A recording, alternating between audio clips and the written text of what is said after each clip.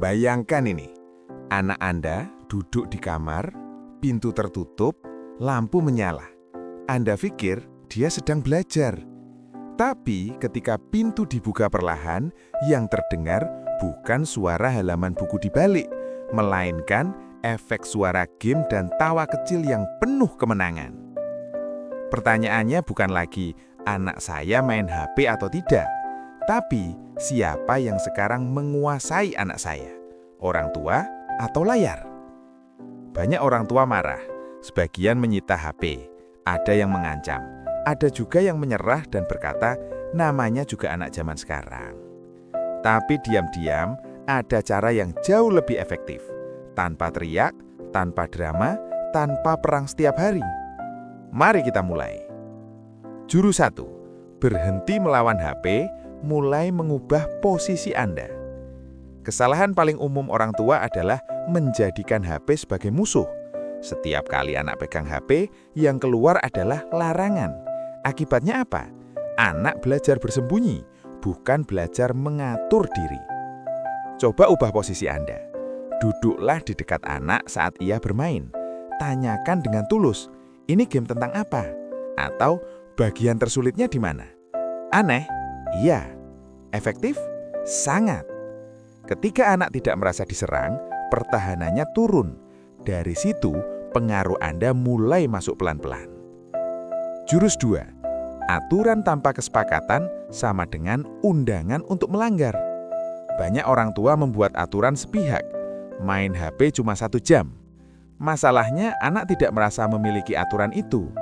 Cobalah duduk bersama dan bertanya, menurut kamu, main HP berapa lama yang masih adil tapi tidak bikin belajar berantakan?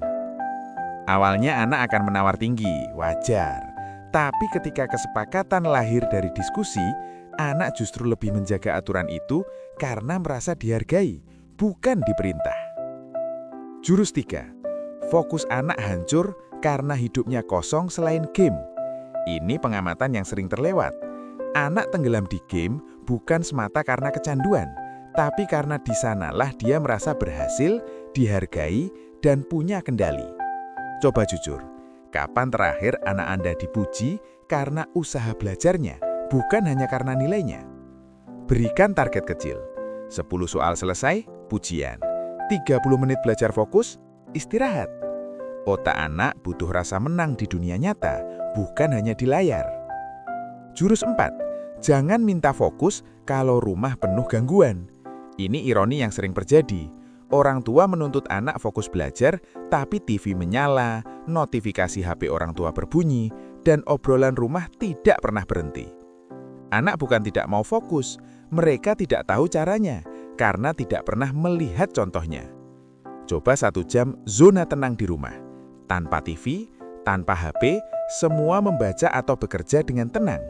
Anak belajar fokus bukan dari ceramah, tapi dari suasana. Jurus 5. Fokus tidak datang seketika, tapi dilatih sedikit demi sedikit. Kesalahan terakhir berharap anak langsung berubah. Hari ini ditegur, besok harus langsung rajin. Itu tidak realistis. Fokus itu seperti otot. Dilatih 10 menit hari ini, 15 menit besok. Lama-lama, kuat. Rayakan kemajuan kecil, jangan hanya menyoroti kegagalan. Sebelum terlambat, pilih cara yang lebih cerdas. HP dan game bukan musuh. Musuh sejatinya adalah jarak emosional antara orang tua dan anak yang makin lebar tanpa disadari. Jika hari ini anak lebih patuh pada layar daripada suara Anda, itu bukan karena Anda gagal, tapi karena cara lama sudah tidak relevan. Mulailah dengan 1 jurus. 1 perubahan kecil hari ini bisa menyelamatkan masa depan anak Anda.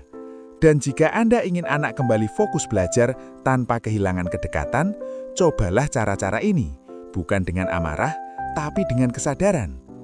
Karena mendidik anak bukan soal menang hari ini, tapi soal memastikan Anda tetap didengar esok hari.